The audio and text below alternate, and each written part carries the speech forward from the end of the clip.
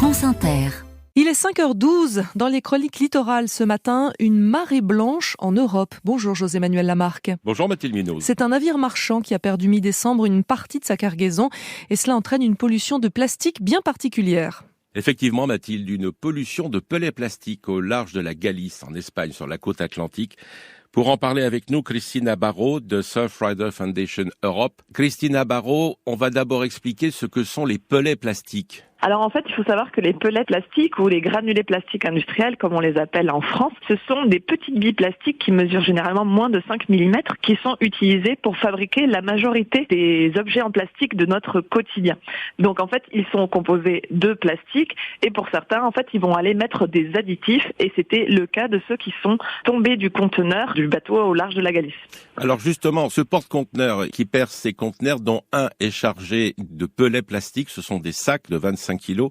Il était très précisément au large, on va dire, proche de la Galice, du Portugal, et c'est aujourd'hui une pollution de plastique au large de la Galice, mais attention au courant et au vent. Tout à fait. En fait, c'est le contenu de ces sacs qui commence à apparaître sur les côtes.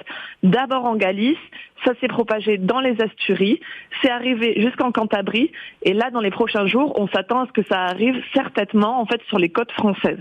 Donc ça va être vraiment au gré des courants, au gré du vent.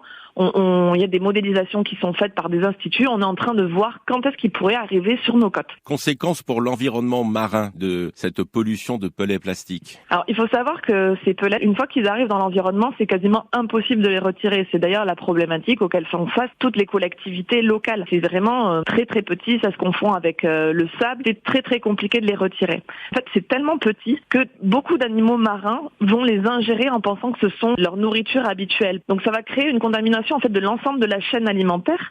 Donc c'est une pollution qui va durer, qui est sur des années. Là, on parle pas quelque chose qui va arriver, qu'on va pouvoir nettoyer. Non, à chaque marée, en fait, des granulés plastiques industriels vont arriver et donc vont aussi contaminer non seulement en mer, mais aussi à terre. Et après, il faut savoir que ces granulés plastiques industriels, en fait, ils servent un peu comme une éponge. C'est-à-dire qu'ils vont venir agglomérer, les contaminants chimiques présents dans l'eau vont venir se mettre sur ces granulés plastiques industriels. Donc en fait, ce sont un peu des éponges contaminantes, j'ai envie de dire. Donc c'est vraiment une contamination sur le long terme qui est impossible à enlever du milieu.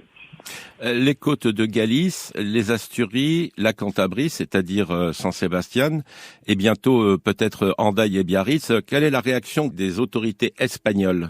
Bon, la réaction des autorités espagnoles. Il y a eu un peu une confusion puisque ils ont reçu l'information assez tôt, mais ils n'ont pas réagi immédiatement. Mais de toute manière, les granulés plastiques industriels étaient déjà présents. Il y a vraiment un réseau d'alerte qui se fait de venir récupérer les pellets qui s'échouent sur les plages. Au niveau français, ils sont dans l'attente en fait. Et vous, Surfrider Foundation Europe, vous tirez la sonnette d'alarme? Nous, on tire la sonnette d'alarme. En fait, nous, ça fait quand même des années qu'on alerte en fait sur cette pollution chronique des plages, mais également sur le fait que quand c'est transporté, c'est pas forcément transporté dans des conditions qui permettent de prévenir les fuites. C'est-à-dire que là, ils sont dans des sacs de 25 kilos qui peuvent s'éventrer déjà dans le conteneur. S'ils étaient dans des contenants beaucoup plus costauds tout au long de la chaîne de valeur, en fait, il y aurait moins de pertes. Donc, il faut vraiment mettre des réglementations au niveau international et européen pour réglementer le transport maritime de ce type de matière plastique. Ce qui se passe actuellement, c'est qu'il y a beaucoup de personnes qui vont sur les plages de manière spontanée et qui en trouvent et donc qui pensent qu'en fait c'est la pollution de Galice qui arrive. Mais en fait c'est une pollution qui est déjà présente depuis de nombreuses années